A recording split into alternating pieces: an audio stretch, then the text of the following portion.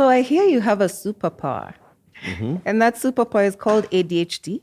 I don't know if it's a superpower, but yeah, I have something like that. Wow. All right. So, ladies and gentlemen, welcome to The Failure Effect, a show about reclaiming the word failure and turning it into success. Today, we're hanging out with David Madenge, aka Nameless. He is a superstar, we all know.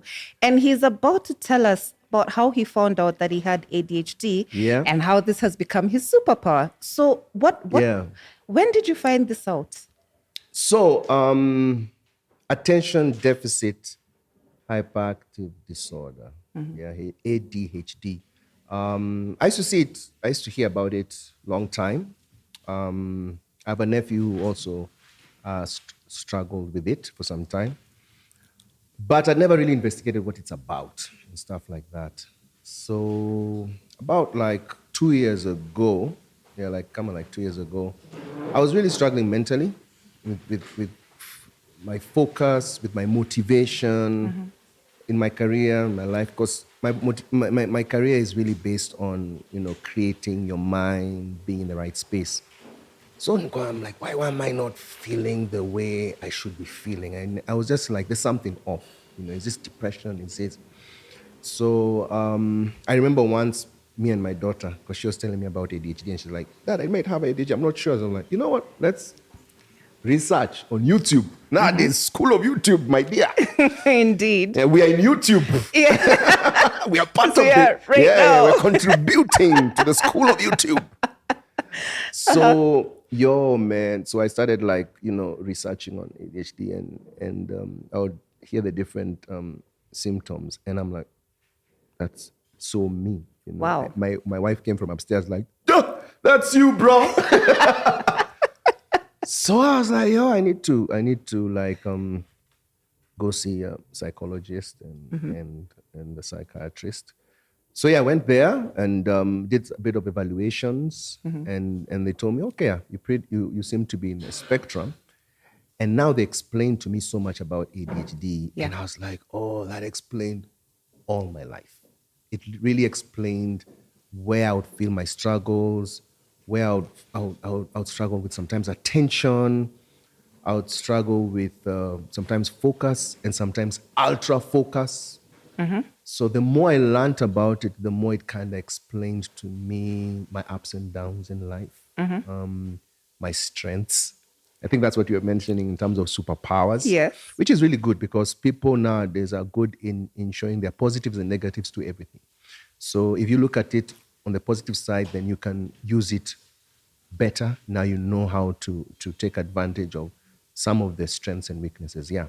So that's how I kind of found out about the fact that I'm definitely in the spectrum, not extreme ADHD, because he also told me, funny enough, your life has been quite okay based on your school, education, your career, your relationships, and normally ADHD will struggle in all those areas. But that's how they also helped me evaluate it, because I worked with different mind specialists, with psychologists, counselors, so it all helped me get the knowledge that, yes, there are areas I'm not very strong in, but there are areas I'm actually very strong in, and there are areas that I've used to compensate for the areas I'm weak in. So, like my emotional intelligence had to go higher, because you're struggling in so many other areas, so you have to know how to deal with people. Yes. You have to know how to deal with disappointment. You have to know that. So they were like, so your EQ has actually also really improved just because of your weaknesses in some areas. So for me, I'm like, damn, it's so good to know your self-awareness, to know some of your issues, because now you know how to use them. Right. Yeah. But then obviously by the time you were looking at those symptoms, over at the school of YouTube, you were able to pinpoint the times in your life when the symptoms had manifested. So can you take us back a little bit and show us when did you start to notice? So I'd say one of them in school, I would struggle with attention in class. So especially if I don't like the subject, Right. my mind just, wanders. And I would be like, what did I learn? And and I'm like struggling, like, I can't seem to get it. Or I would read stuff and I'm there. Then later on, I'm like, what did I read and how come I can't remember? So I would always have to find a way to keep that knowledge in my mind. My short-term memory, I realized, is not that good, has never been that good. So I struggle with names, I struggle with stuff like that. So for me, when I look back at such things, I look back, I'm very last minute. So I'm like, I'll push things to the last minute and I have no choice. And I'm like, why do I keep doing this to myself? But I'll still hack it. Yeah. So I'm like, I've always been last minute. And those are some of the things that come out, especially for that, because your motivation can be delayed unless you have no choice. Yeah. Then I would notice that some things, then I would be very ultra focused. Anything I love, it's too hard to pull me away from it. Like I can't, I struggle with that. So I would notice that even in my bringing the things I would really love to do that would make me forget the things I should do. Right. You get, that's another issue when it comes to ADHD. You sometimes ultra focus on things you love, and the things you have to do or should do, sometimes you so I'm like, oh, that was also part of it. Yeah. My social anxiety as well. I was very socially anxious when I was growing up, and also being a perfectionist, really wanted to be right. So when I'm seeing the symptoms, I'm like, damn, that's really speaking to me. Right. And I always felt like awkward in scenarios. I always feel I'm different, and I don't know why and how I'm different, but I'm just different. So you feel like, what's wrong with me? However, then now your strengths, like I have really good pattern recognition. Like even when I was doing my IQ tests to enter high school, I recognize patterns very fast. So I can be able to look at a scenario and identify, oh, that's what's happening and that's what's going to happen. So I can be a prophet. I'm just joking. But there's someone who said, but that's like a prophet. You're really being a prophet. I'll be like, well, this will happen. Because you kind of already understand patterns yes. of society, patterns of culture. And I never knew that that's actually my strength. So I'd wonder, how is this person not seeing that? I'm the one who has a problem, because I would have a lot of self-doubt as well. So for me, it ended up now in my older age, when I now, we're in our 40s now. So you're being able to now, through help from other people, being able to identify, this is actually my strength. This is actually my weakness. So those are some of the things I noticed as I was growing up, like the things I would know that I would feel people don't know. And there are things that I would always struggle with, that I would be ashamed about. Why can't I do this right? How come I'm missing this? But now you understand, it's your brain setup. Right. So I have a question though, because your life is split into two. You've got your academic side, the side that studied architecture, and then you've got this music side. Yeah. So between the two of them, which one was the side that you loved and ultra focused on, and which one was the one that you put to the side? So I was very lucky because both of them I loved. I chose a degree I always wanted since I was in standard 6 to be an architect. What I didn't realize is what I was attracted to was creating. Right. It didn't have to be in architecture. It could be in anything. So the thing I was passionate about, or the thing I loved to do, was to create something. And it came in the form of architecture, because that's the thing. I was like, oh, this is a profession. You can do this and be paid for it. I was asking my dad. Then I asked my bro, someone can draw drawings and then they turn into buildings? Yo, I gotta do this, So I tried to get, to make sure I pass to get that. So I got it. And when I was in school, I'll be honest, my studio work, I was like an A student in that. My theory. Okay. Yeah. If you look at my transcript, it's a joke. It's like two different people. Like this guy gets A's here. Struggling with C's and D's here. Because I struggle with studying and, remembering things. If it's something like history, I just will struggle. But if it's something like maths and where it's logic driven, I was strong in that. So in terms of designing and creating, I love that. In terms of music, creating and coming up with lyrics, coming up with sounds and beats, I loved that. So both of them were reinforcing, just that they had different materials. Right. One is melodies and beats, another one is spaces and structure and stuff like that. And I suppose in all of them, there are patterns, right? I mean, that is Yes. the rule of creativity. is to Exactly. Find the pattern. Find the pattern, understand. For me, so I'll say one thing I now I tell even artists, my friends, is the ability to know how to design music as opposed to create music. Because once you put the word design, you're talking about you're doing it for someone else. You're creating, you could just be creative for yourself. Right. You know, as an architect, you had to design homes, design cities, because you had to understand it's for someone else. So you have to study the other person and understand what they want and understand what will make them get what they're trying to achieve. So even my family, I want a home that will make us this, and we're very private, and then you design it around that. So even in music, you need to know, what do guys want? What do guys feel? What can I do that can make them really connect with my music, that they're willing to spend on it? That's where you're now a designer. But if you're just creating it, you almost don't have an end person in mind, and just like, I feel, I will do. True. And if you're lucky, they will like it. But 8% of people are not going to be lucky. So that's something that I realized over time. But I've always had that in me, that I'm always going to be like, okay, this is not just about me. So I think that was one of the things that worked out for me in my career, that I would always be like, I'm doing it for someone else, not for me. So that's basically design. Okay. Yeah.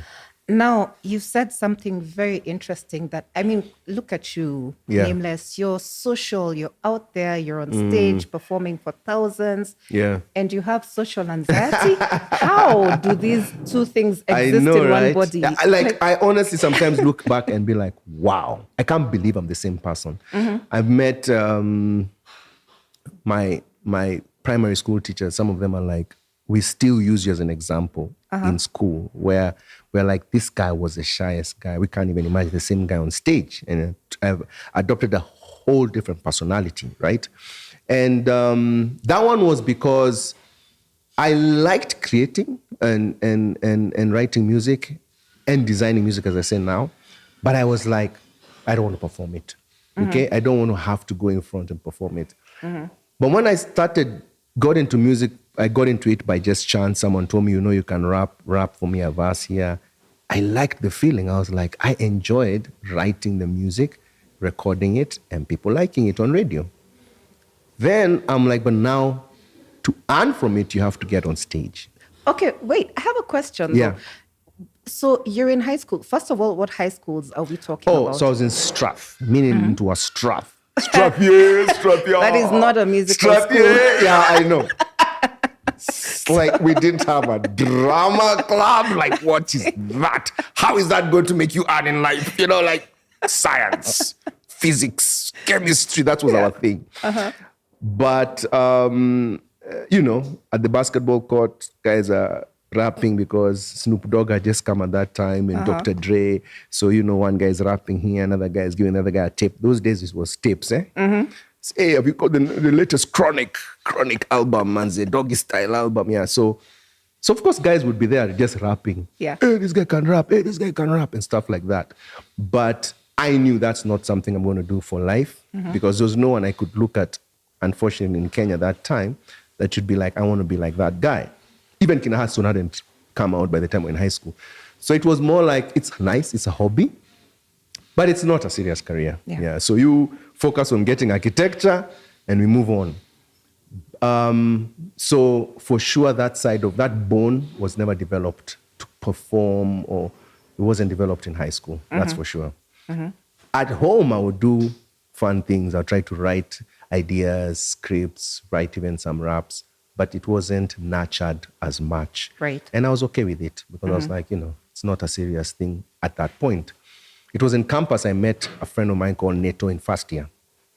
And Bernard Neto. I know he'll always say, I'm the guy who created your career and introduced you to your wife. He always tells me that, because he actually introduced me to Wahu and introduced me to music. So just for context, who is Bernard Neto in the grand scheme of things? Bernard Neto, I mean, he went campus together, same year. He's very art-based. He's come up with, so many people have interacted with Bernard because he's one who came up with the first university awards in university, and he did many things like pageants. He did plays. He was just that guy who wanted to create things. And being a friend, it kind of rubbed off for me. I'd be like, what's he doing? Sometimes he makes me do stuff I don't even know. How am I trying to make a banner? I've never done this. And now he has already gotten this deal. We have to make a banner. So I'm trying to paint banners and stuff like that. So through that, I got honestly pushed into getting on stage. And I never enjoyed it. I hated the feeling of just being there and feeling judged and what. But at some point, I kind of liked the writing side. And when I won a competition, when I was it was in Capital, Modoni Buika, shout out Modoni Buika, man, and Ted Josiah. There was a competition. Me, I'm just there working a night shift job. I win the competition, and all of a sudden, I do Megarider, and it becomes a big song. And now I have to present it on stage. So now I'm forced to fight with my social anxiety because I'm like, nah, it's Nameless. I came up with the name Nameless because I also didn't want to be known. That's how bad my social anxiety was. I honestly didn't want even people to know it's me. Like, I'm like, you're being called into something you want to do, but you're too scared to do it. So you're still using methods of keeping your anonymity. So I was like, I'm nameless, I'm faceless. I used to go with a mask. So I used to go perform with like Zorro, with a big Stetson. Oh, wait, do I remember that? Yeah, I had a period of that. I Yeah. had a period of Stetson, long kabuti, like Yes. Undertaker, and a mask. Yeah. And that was actually a way of me fighting my social anxiety. So I felt like I'm wearing an outfit, but the true sense, when people keep asking, why do you have headgear? Why do you have eyewear and all that? It kind of also helps me wear a personality that now kind of like manages my social anxiety. So over time, I'm going to be celebrating 25 years. So over time, I have kind of like grown out of my social anxiety. And I don't think I'm now I still have it to some level because it's still in my DNA. Yes. But I've found ways to navigate it in a way that I've built a career around being a public figure. Yet my inner core is introverted and socially anxious. So I just found coping mechanisms. So let me ask you something. Yeah. You're right now, you're wearing your antisocial anxiety. It's defense not like we're mechanism. antisocial now. Where are you putting words in my mouth, young lady? I never said socially. Antisocial. Wait. No, I meant, I get you. Anyway. I'm just playing, Has anyone outside of your family ever seen you without, your durag, your glasses? Not in my Nameless days, because it began to be part of my brand identity. So my brand identity also being nameless. So I also don't like being put in a box because I don't know. It's very interesting when I look back at myself. I've never. I'm always not sure I might change my mind. So even when I picked Nameless, it's because I kept trying to get a name and I kept changing my mind. So I'm like, the mechanic. Well, I didn't like how that sounded. There's a time I was being called the mechanic. Like I used to wear overalls and I'm with those shows of NATO. I'm like, the next is the mechanic. And I'm like, that doesn't sound nice. The next one, I'm Slimmy Talls. That still didn't sound nice. So I'm like, okay, how do I create something that if I don't feel I have to change? So that's how Nameless came about, right? So I've always wanted not to be boxed in a certain way, right? So even when I was like, how do I remain mysterious to some level? I was like, let people know you, but also have something for yourself. So the mystery of people not really seeing my eyes, not seeing my forehead. Others are like, Akona Kihara!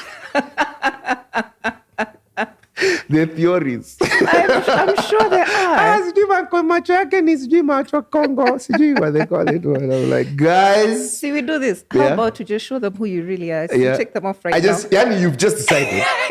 I do my 25 years. And I just come and I'm just like, I mean, even my toy will be like, really, Monsky? Like, really? Like, you can't have kept it all that long.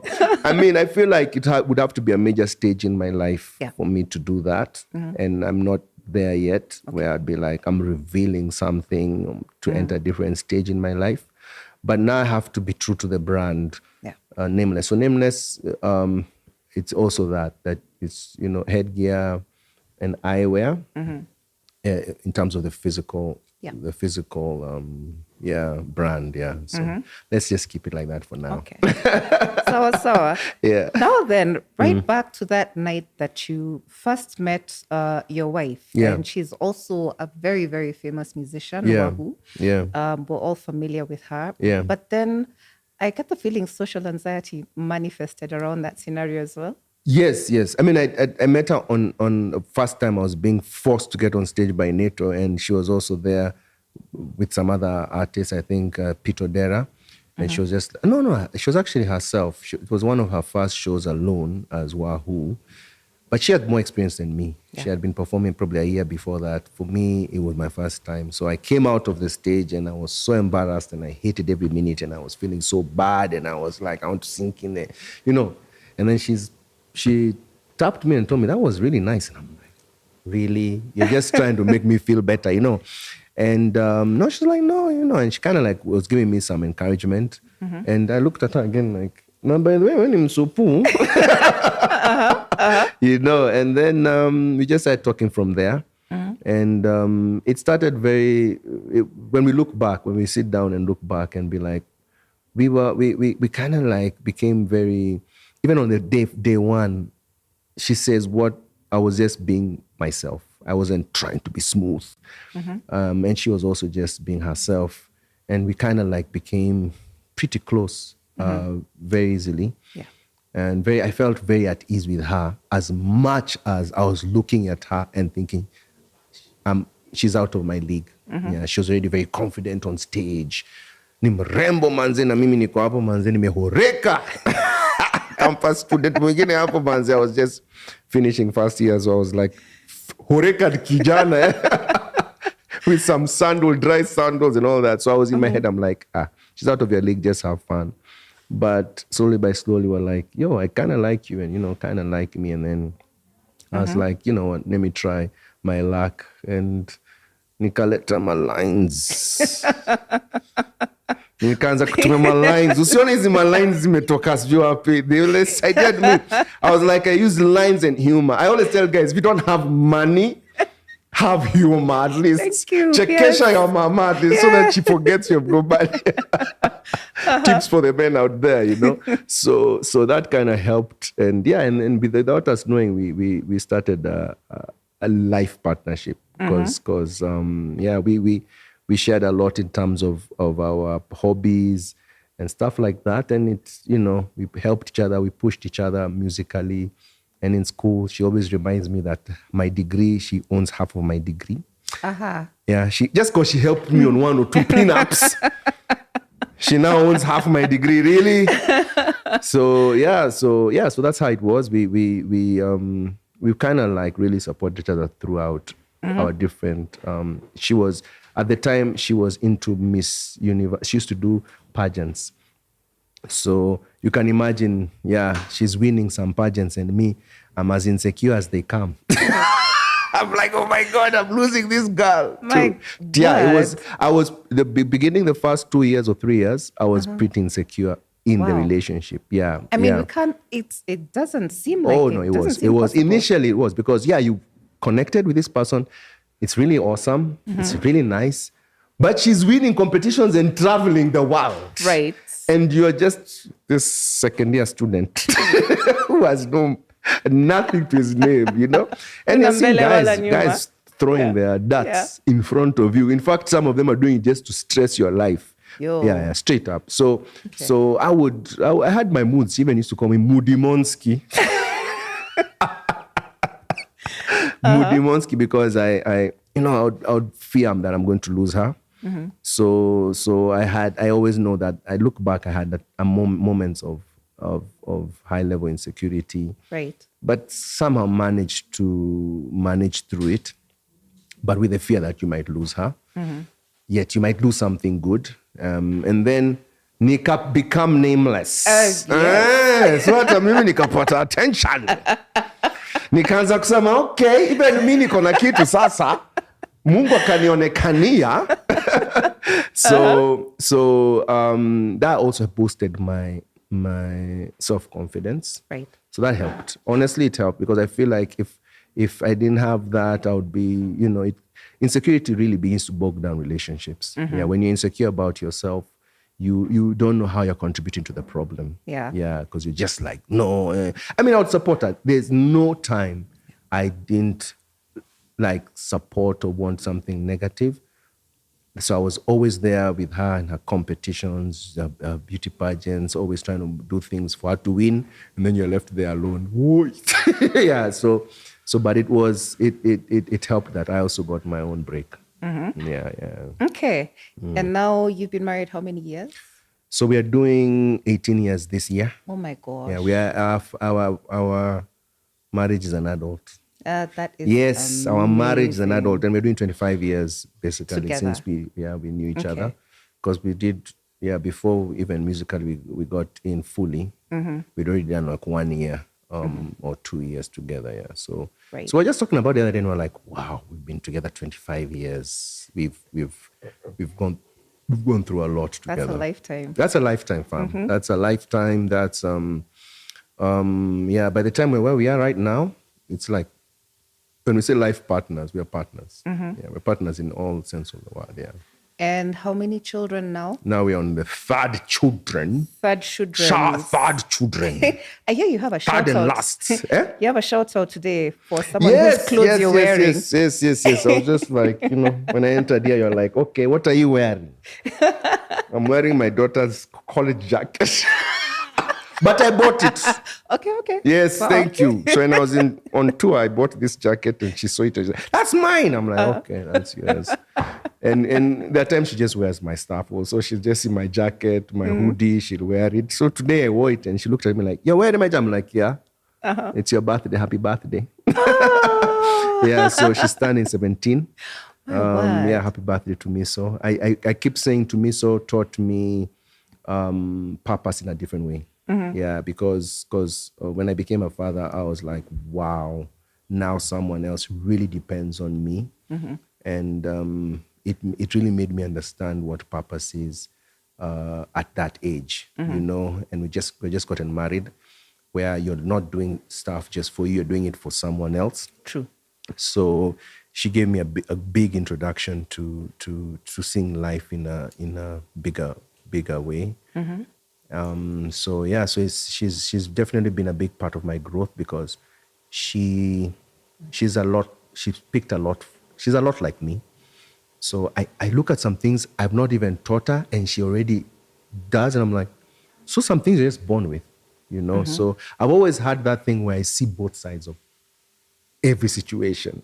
Like, I can't stop myself from seeing both sides. You get? Yes. That's why I don't get as angry, because I'll be like, that guy did this. But then I look at his perspective also. Then I'm like, why aren't you getting angry? I'm like, I don't know. I'm not getting angry, because I get irritated for sure. But and she has that kind of thing where she kind of sees both.